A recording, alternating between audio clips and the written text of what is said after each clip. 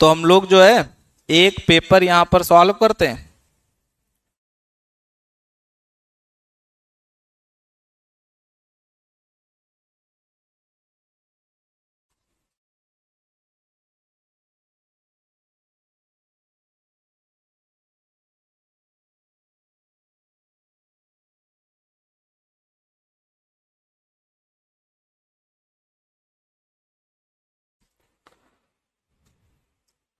ठीक है, तो आपका जो पेपर है वो निमसेट 2010 का है। तो आपको आधे क्वेश्चन आते होंगे, आधे आपको करने पड़ेंगे। ठीक है, तो हम आपसे पूछेंगे, आप बताते रहिएगा कैसे सॉल्व करेंगे।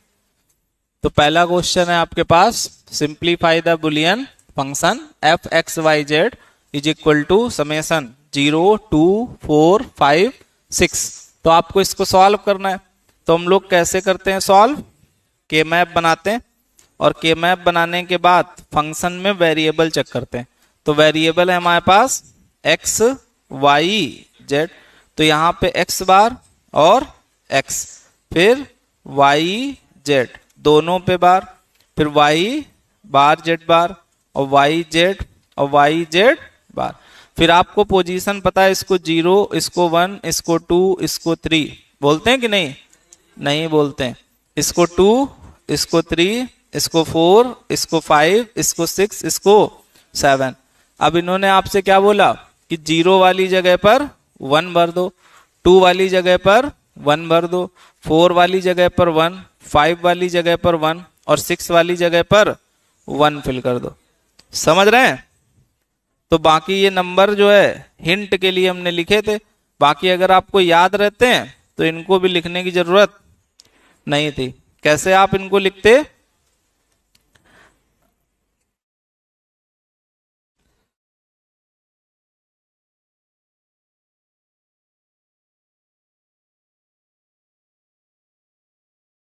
ठीक है, कैसे इनको आप लिखते? सीधे सीधे ऐसे देख के बता देते 0 1 2 3 4 5 6 7, वहां 1 फिल कर देते। गलत तो नहीं है? कम हो गया कोई? अब हमारे पेयर अगर देखें तो एक पेयर आपका ये 4 का बन रहा है, बन रहा है। तो जब ये 4 का पेयर बनेगा तो इन दोनों रो में कॉमन तो कुछ भी है नहीं, इन दोनों कॉलम में कॉमन जेड बार है। फिर एक ये 1 अकेला बचा, तो इसका पेयर इसके साथ, तो इसके रो में कॉमन एक्स और इसके कॉलम में कॉमन वाई बार। तो ये आपका आंसर वाई बार और जेड बार एक्स वाई बार। क्लियर हुआ? के मैप आपको बनाना है, पोजीशन आपको फिल करनी है, पेयर बनाने। पेयर के कॉन्सेप्ट में हमने आपसे बताया है कि सबसे बड़ा पेयर सबसे पहले बनाते हैं, सबसे बड़ा पेयर सबसे पहले। बड़ा पेयर कैसे? 4 का या इसमें 8 का बनेगा, जब नहीं बनेगा तो फाइनली 2 का बनाएंगे। ठीक है, क्लियर हो गई बात? आगे देखें, तो अगला क्वेश्चन है आपका ये, क्वेश्चन में कहा गया है कि which of the following place the common data element in the order of the smallest to largest. छोटे से बड़े में हमको बताना है। ठीक है, छोटे से बड़े में। तो यहां पर अगर देखें तो आपके पास छोटे छोटे नाम है। क्या नाम है?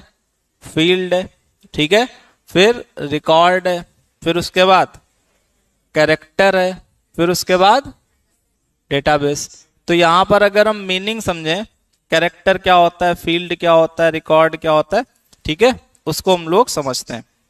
तो यहां पर अगर हम देखें, जैसे फॉर एग्जाम्पल आपके पास एक टेबल है, आपके पास क्या है? टेबल है। तो इस टेबल में जब आप कुछ सेव करोगे, कुछ भी सेव करते हो, तो आप नाम वगैरह ही तो लिखोगे। जैसे हमने लिखा रोल नंबर 1 और यहां पर लिख दिया एस्पायर, ठीक है। फिर ऐसे ही रोल नंबर 2 और एसटीडी और रोल नंबर 3 कानपुर, ठीक है। तो ये हमने ऐसे लिखा। तो अब अगर देखोगे तो ये जब हम लिख रहे थे तो ये कैरेक्टर लिख रहे थे, जो हम लिख रहे थे वो क्या लिख रहे थे, कैरेक्टर। तो इसका मतलब जो सबसे छोटी एंटिटी हुई वो कैरेक्टर हुई। सबसे छोटी एंटिटी कौन सी, कैरेक्टर। तो इसमें अगर देखो तो सबसे छोटा कैरेक्टर होना चाहिए, तो कैरेक्टर तो इसमें है नहीं, इसमें और इसमें, और कैरेक्टर इसमें अभी फिलहाल है। ठीक है, अभी फिलहाल हम लोग क्या मान लेते हैं, है। अब इसके बाद में बात आती है किसकी, फील्ड की और रिकॉर्ड। दो वर्ड है, रिकॉर्ड और फील्ड और रिकॉर्ड। तो अब अगर इसमें हमको सोचना पड़े कि कौन सी चीज बड़ी है कौन सी छोटी है, ठीक है। तो यहां पर अगर देखोगे तो जो ये चीजें हमारे पास होती है ना, ये चीज, इसको हम क्या बोलते हैं, बोलो, फील्ड बोलते हैं। इसको हम क्या बोलेंगे, फील्ड बोलेंगे, ठीक है। और जो ये पूरा आपका होगा, ये पूरा रिकॉर्ड होगा, ठीक है। और इसके अंदर ऐसी कई सारी टेबल होंगी, तो इसको हम लोग डेटाबेस बोल देंगे।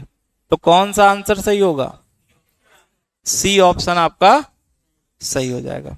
बात समझ रहे हो, आपके ये कैरेक्टर्स हैं और ये आपकी अलग अलग फील्ड है, और फील्ड के बाद ये पूरा एक रिकॉर्ड है, और रिकॉर्ड के बाद डेटाबेस है, ठीक है।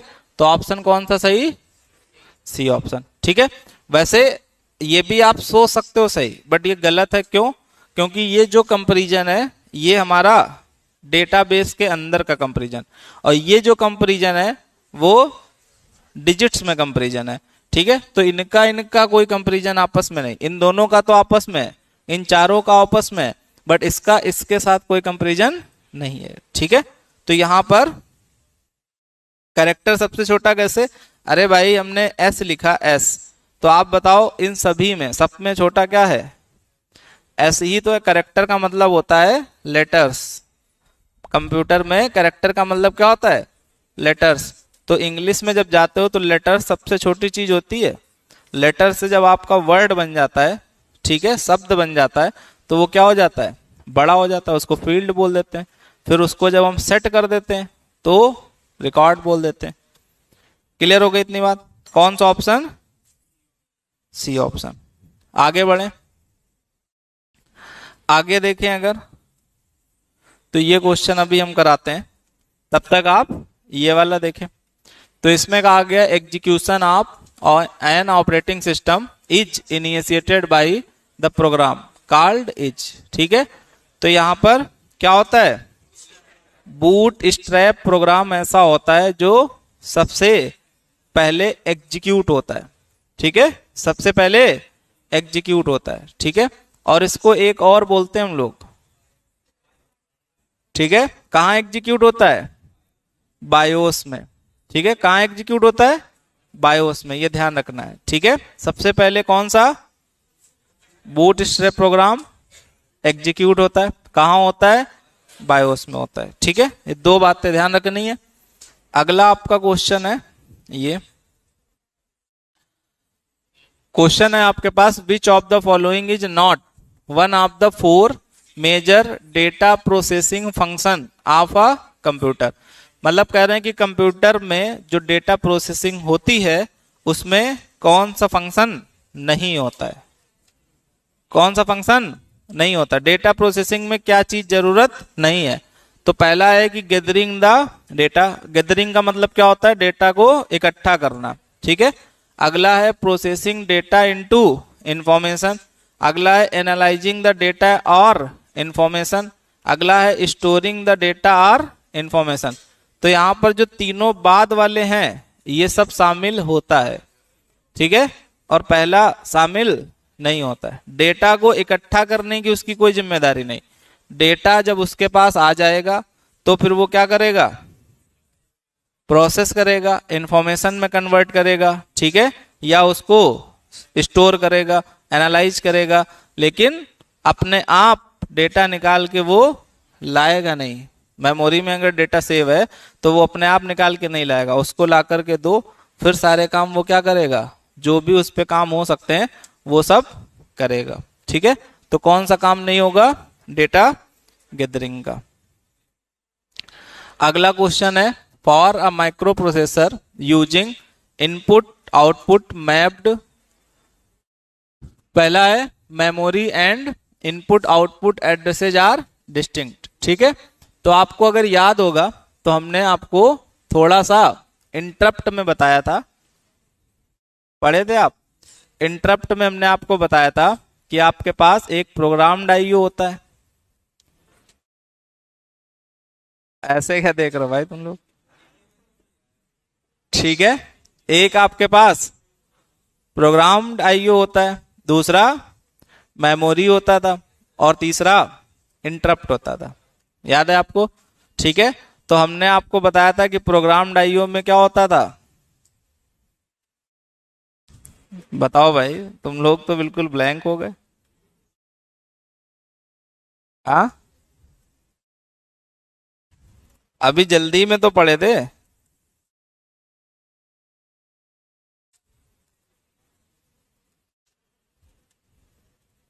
ठीक है, तो प्रोग्राम्ड आईओ में हमने ये बताया था कि डेटा कैसे इनपुट आउटपुट डिवाइस से मेमोरी तक पहुंचना है, उसके बारे में हम लोग पढ़ते हैं। ठीक है, प्रोग्राम्ड आईओ में क्या होता था?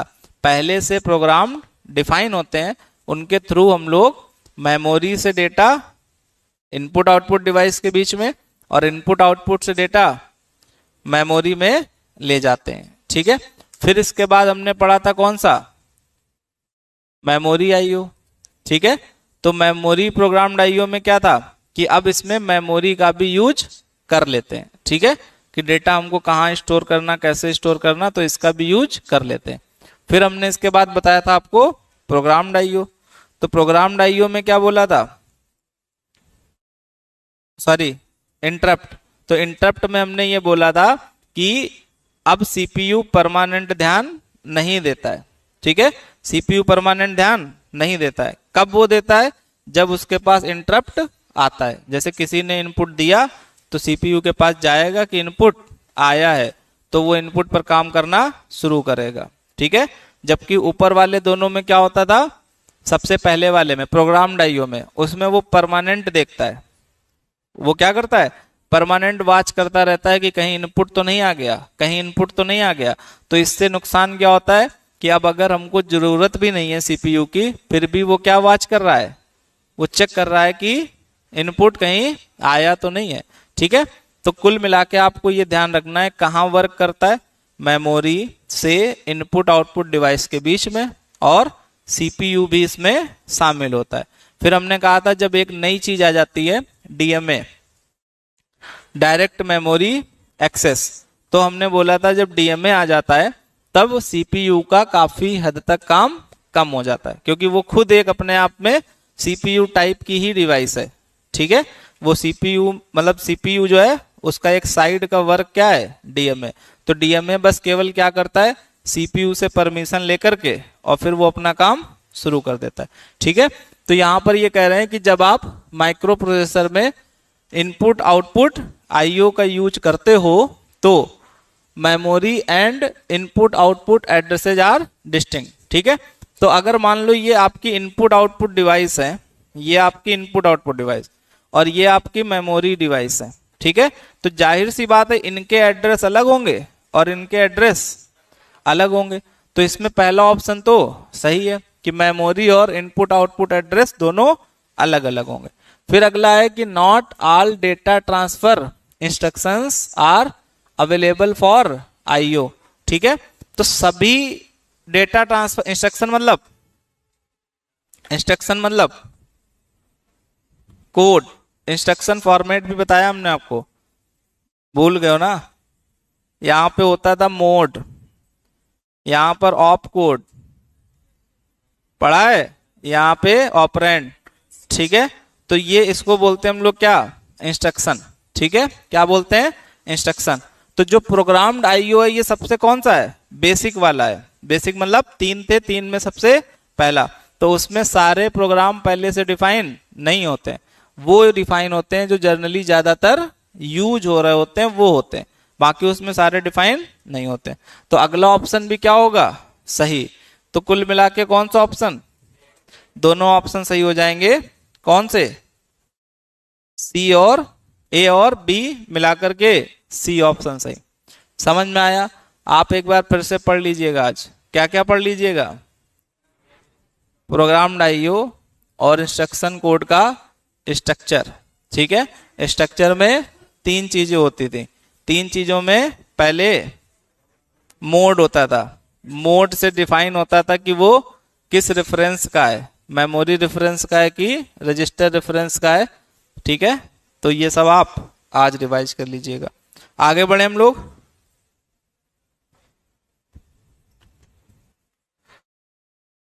अगला क्वेश्चन है, which one of the following is a stored program machine. ठीक है, कौन सी है? तो इसका आंसर आपको गलत याद है क्योंकि काफी जगह गलत दिया है। ठीक है, तो इसका जो करेक्ट आंसर है वो डी है। कौन सा, माइक्रो कंप्यूटर। ठीक है, ये माइक्रो कंप्यूटर जो है ये किस पर बेस है, स्टोर्ड प्रोग्राम मशीन पे। ठीक है, आपको ज्यादातर जगह क्या मिलेगा, कैलकुलेटर लिखा हुआ। ठीक है, बट हमने इसको देखा तो इसमें कैलकुलेटर सही ऑप्शन नहीं है। क्लियर हो गई इतनी बात? एनालॉग कंप्यूटर होता है जो जीरो और मतलब ऐसे काम करता है, जो ऐसे कंप्यूटर काम करते हैं उनको बोलते हैं एनालॉग। ठीक है, और जो ऐसे काम करते हैं उनको बोलते हैं डिजिटल। ये एनालॉग सिग्नल, ये डिजिटल सिग्नल। आगे कहा गया है कि if 1 to x base 3 and 1 to 3 base x then the value of x। तो x की वैल्यू पूछी गई। x की वैल्यू अगर हम 1 रखें तो यहां रख सकते हैं बट यहां पर नहीं रख सकते हैं। क्यों? क्योंकि बेस और ये डिजिट सेम हो जाएंगे और हमने आपसे कहा था डिजिट और बेस सेम नहीं होंगे, तो 1 तो सही होगा नहीं। 2 अगर रखें तो 2 भी नहीं रख सकते, तो 2 भी सही नहीं, तो ये तो बिल्कुल सही नहीं। तो ऑप्शन कौन सा, नन ऑफ दीज हो जाएगा। क्लियर हो गई इतनी बात? बाकी इसको कैसे कर सकते हो आप, इक्वेशन बना के। ठीक है, x इंटू 3 की पावर 0, 2 इंटू 3 की पावर 1 और 1 इंटू 3 की power 2 is equal to 3 into x की पावर 0, 2 इंटू एक्स की पावर 1 और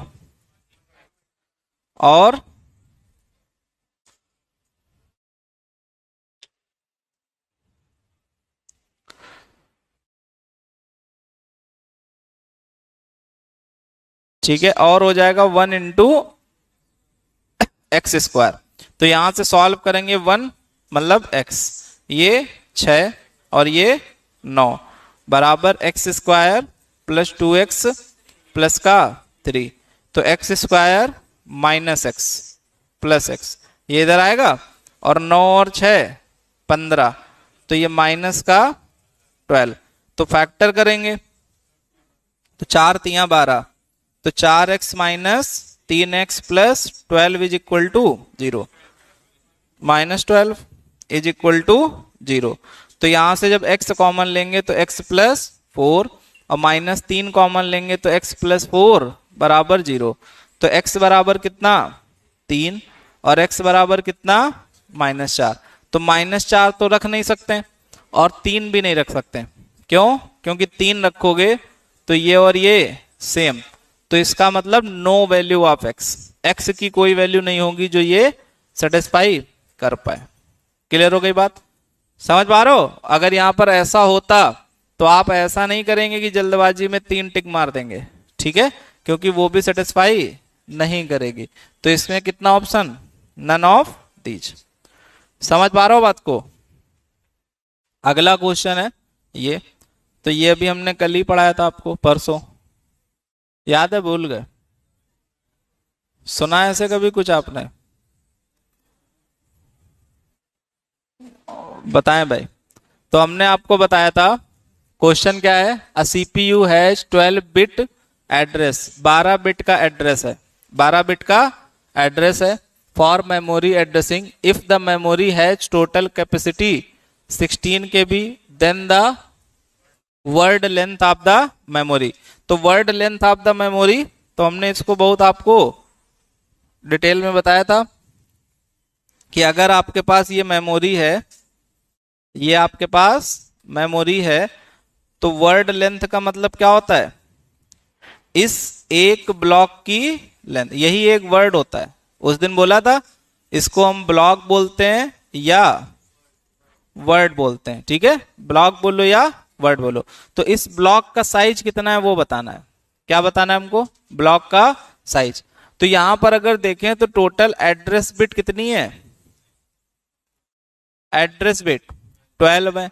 तो अगर हम आपसे ये पूछें कि नंबर ऑफ लोकेशन कितनी होंगी, आप बता दोगे?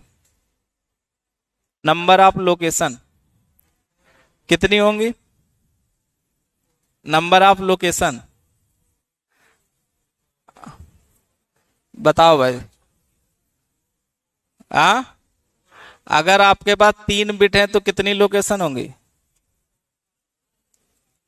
एड्रेस बिट 3 है तो लोकेशन कितनी? बोलो भाई। 8 होंगी।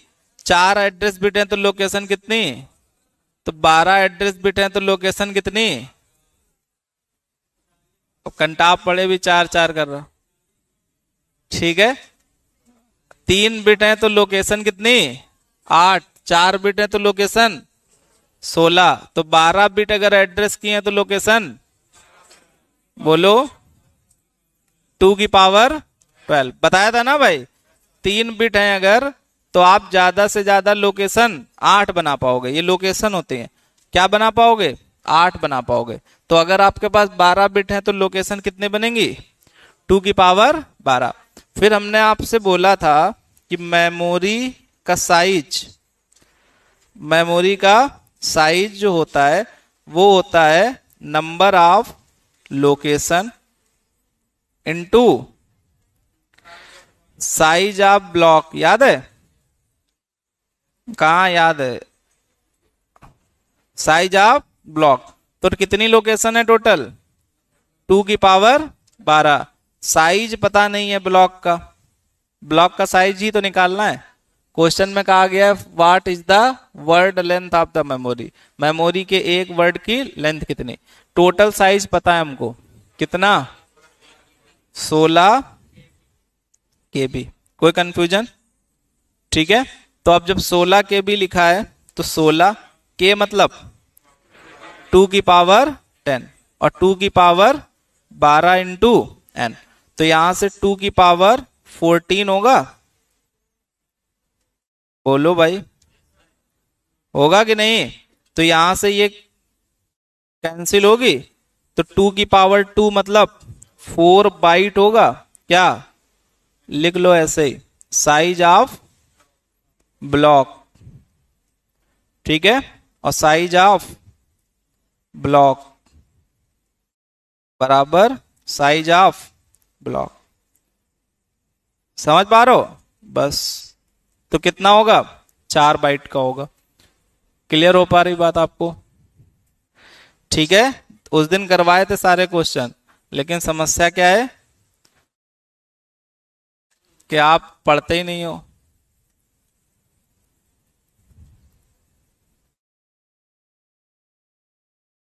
ठीक है। मेमोरी साइज का अगर फॉर्मूला याद रखना है तो मेमोरी साइज जो टोटल होती है वो किसके बराबर? कितनी लोकेशन है इनटू साइज ऑफ एक ब्लॉक, एक ब्लॉक का साइज कितना है। ठीक है। तो जब आप इसको लगाते हो तो आ जाता है। कैसे आया था ये भी सब बताया था हमने, कैसे फॉर्मूला तैयार हुआ था।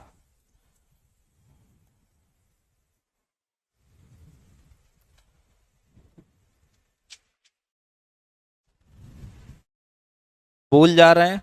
इसमें भूलने वाली बात ही नहीं है भाई, इसमें भूलने वाली बात है।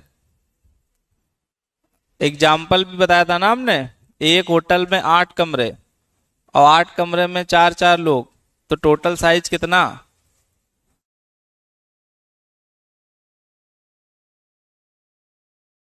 एक होटल में 8 कमरे और हर कमरे में 4 लोग, टोटल लोग कितने हैं? 32 होंगे ना। तो वही तो यहां पर भी है कि इसमें टोटल कमरे कितने हैं? 2 की पावर 12। टोटल कमरे कितने? 2 की पावर 12। एक कमरे में कितना? 4 बाइट या 5 जो भी है, तो 4, अगर एक कमरे में 4 लोग हैं, 4 बाइट हैं, और टोटल इसमें 2 की पावर 12 कमरे हैं, तो उनको मल्टीप्लाई कर दोगे तो टोटल लोग निकल आएंगे जितने होंगे। मतलब कुल साइज अगर निकालना हो तो एक ब्लॉक का साइज इनटू कितने लोकेशन है। ठीक है, आगे बढ़े हम लोग। अगला क्वेश्चन है आपका, which gate is equivalent to NOR और एक्सऑर। ठीक है, नॉर और एक्सऑर। तो नॉर और एक्सऑर का मतलब क्या है कि जैसे आपके पास ए और बी है तो इसका नॉर और एक्सऑर, ऐसे ही तो लिखेंगे। ठीक है, नॉर और एक्सऑर, कोई दिक्कत तो नहीं आपको। तो जब इसको हम सॉल्व करेंगे तो इसको ए बार बी बार लिखेंगे डिमार्गन थ्योरम से। ठीक है, इसको अगर देखें तो ए बी बार और ए बार बी।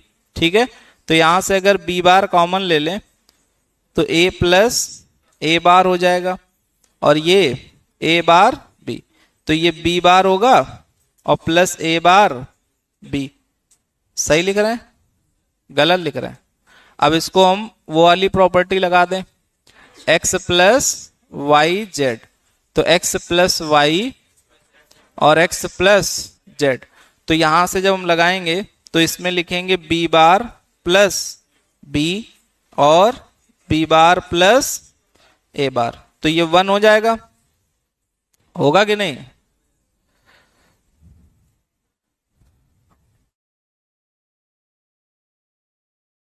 ठीक है, तो ये हो जाएगा 1, तो ये आ गया b बार प्लस a बार, और इसको हम लोग लिख सकते हैं ए बी बार।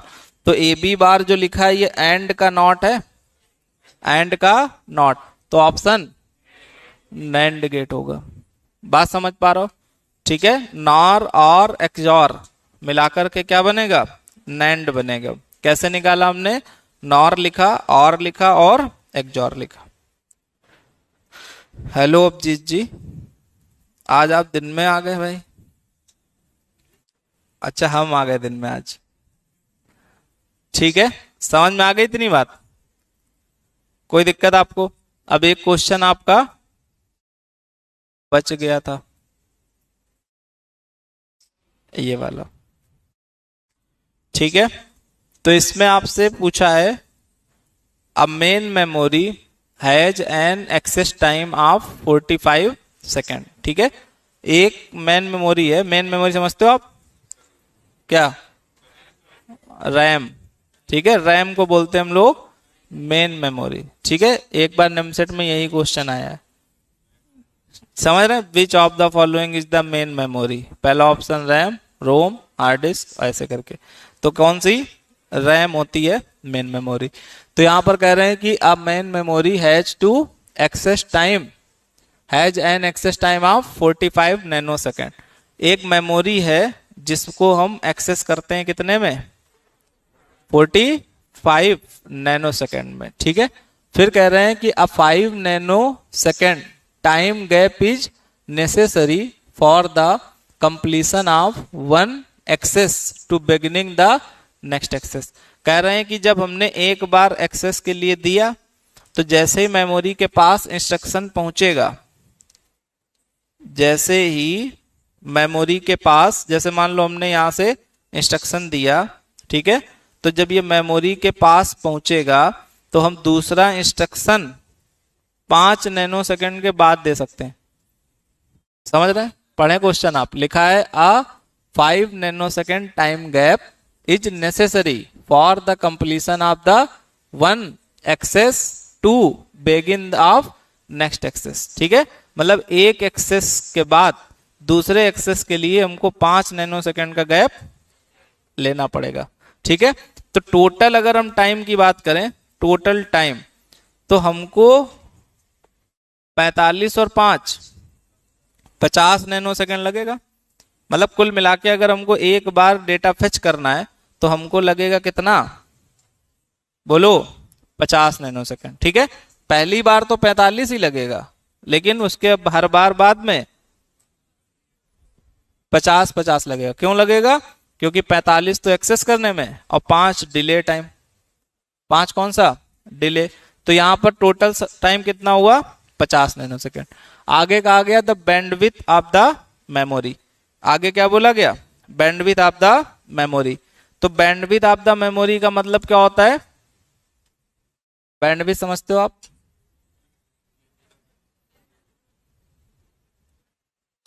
बैंडविड्थ, ठीक है। तो बैंडविड्थ का मतलब स्पीड ही होता है बेसिकली।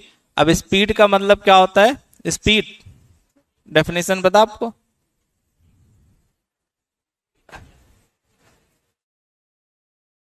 तुमको तो अभी मुर्गा बनाया, हाँ स्पीड बता रहे हैं एक पॉइंट से दूसरे पॉइंट के बीच का गैप, ठीक है। ठीक है, स्पीड बराबर क्या होता है भाई, डिस्टेंस अपॉन टाइम, होता है कि नहीं। तो डिस्टेंस अपॉन टाइम का मतलब आप ये कह सकते हो कि यूनिट समय में चली गई दूरी ही स्पीड है, यूनिट समय में चली गई दूरी ही स्पीड है। तो यहां पर मेमोरी जो होती है वो चलती तो है नहीं, ऐसा तो है ना सड़क पे चलने शुरू हो जाती है मेमोरी। मेमोरी की स्पीड का मतलब यहां पर क्या है कि यूनिट टाइम में कितना डेटा एक्सेस हुआ है उसको हम लोग बोलते हैं बैंडविड्थ, ठीक है। कितना डेटा ट्रांसफर हुआ है इन द यूनिट टाइम बोल दो या बोल दो इन द लिमिटेड पीरियड, ठीक है। जैसे अगर हम कहते हैं कि 1 घंटे में इतना ट्रांसफर होता है तो आप बोल दोगे पर घंटे की इतनी स्पीड है इसकी, ठीक है। मिनट के हिसाब से बोल दे तो मिनट, सेकंड के हिसाब से बोल दे तो सेकंड। मतलब आप ये कह सकते हो कि यूनिट टाइम में जो डेटा ट्रांसफर हो रहा है उसको हम लोग बोलते हैं बैंडविड्थ, ठीक है। तो यहां पर हमको बैंडविड्थ निकालनी है। तो बैंडविड्थ अगर हम निकालें तो आपको ये पता है कि जो फ्रीक्वेंसी होती है वो 1/t होती है, फ्रीक्वेंसी जो होती है वो 1/t होती है, ठीक है, पढ़ा होगा फिजिक्स में आपने। तो यहां से जो n है तो ये 1/50 नैनो सेकेंड है टाइम, टाइम कितना है 50 नैनो सेकेंड। और जब 50 नैनो सेकेंड है तो यहां से नैनो का मतलब आप समझते हो, नैनो का मतलब 10⁻⁹ सेकेंड। तो यहां से जब आप लिखते हो तो आप इस चीज को क्या लिखोगे 50 अपॉन में और 10⁹ और सेकेंड यहां नीचे रखेंगे अभी, ठीक है।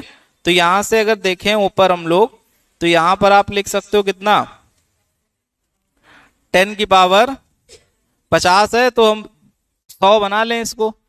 तो यहां पर 10⁻8 इंटू 10/50 लिख सकते हैं, 9 हो जाएगी। बट हम 50 से काटें तो इसके लिए इसको 7 बना लें, 7 बना सकते हैं, बोलो। तो यहां से अगर देखें तो ये कितना 2 इंटू 10⁻7 पर सेकेंड, सेकेंड अभी नीचे चल रहा है, ठीक है। तो इसको लिख सकते हैं 20 इंटू 10⁻6 पर सेकेंड, ठीक है। और यहां पर हम लोग 10⁻6 को बोलते हैं मेगा, ठीक है, क्या बोलते हैं मेगा। और ये पर सेकेंड लगा है ना, तो पर सेकेंड को जब हटाते हैं तो उसको हर्ट्स बोला जाता है, पर सेकेंड को हटाते हैं तो क्या बोलते हैं हर्ट्स बोलते हैं, ठीक है। तो ये कितना हो जाएगा 20 मेगा हर्ट्स, बात समझ पा रहे हो 20 मेगा हर्ट्स। पढ़ा होगा आपने फिजिक्स में आवर्तकाल वाले चैप्टर में, आवर्तकाल मतलब पीरियड वाले चैप्टर,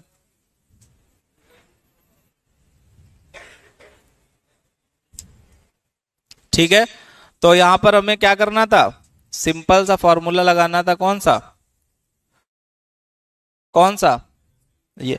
अब अगर मान लो आपको एग्जाम में कुछ समझ में ना आए कि भाई हमने कंप्यूटर बहुत पढ़ी नहीं है कैसे करेंगे, ठीक है। तो आप आंसर तो दिख जाएंगे आपको, आंसर तो दिख रहे हैं ना, आंसर में क्या लगा है हर्ट्स, आंसर में क्या लगा है हर्ट्स। क्या निकालनी है आपको फ्रीक्वेंसी, क्या निकालनी है आपको फ्रीक्वेंसी। फ्रीक्वेंसी निकालने के लिए 1/t करते हैं, फ्रीक्वेंसी निकालने के लिए 1/t। अब बस इस क्वेश्चन में मेन खेल किस चीज का है, टाइम निकालने का। ठीक है, हो सकता है कुछ लोग 45 ले लें, हो सकता है कुछ लोग 50 ले लें, हो सकता है कुछ लोग 40 ले लें, कि 45 में से 5 घटा दो तो 40 हो जाएगा। ठीक है, 40 से करोगे तब भी आंसर 25 आ जाएगा और वो इसमें मिलेगा आपको। ठीक है, तो यहां पर मेन खेल किसका है ध्यान देने वाला, टाइम का है। ठीक है, 5 मिनट का 5 नैनो सेकेंड का डिले और 40 है 45 जो नैनो सेकेंड है वो एक्सेस टाइम है। ठीक है, तो टोटल टाइम हम लोग निकालेंगे। टोटल टाइम कैसे निकालते हैं, एक्सेस प्लस डिले टाइम जो भी होता है, या इसको एक टाइम और बोलते हैं,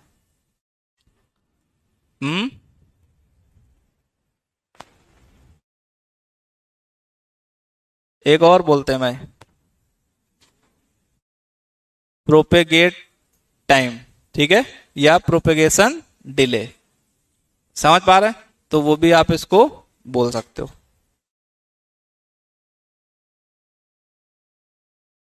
क्लियर हो गई बात, बोलो। तो इतने ही रखें इसमें आज।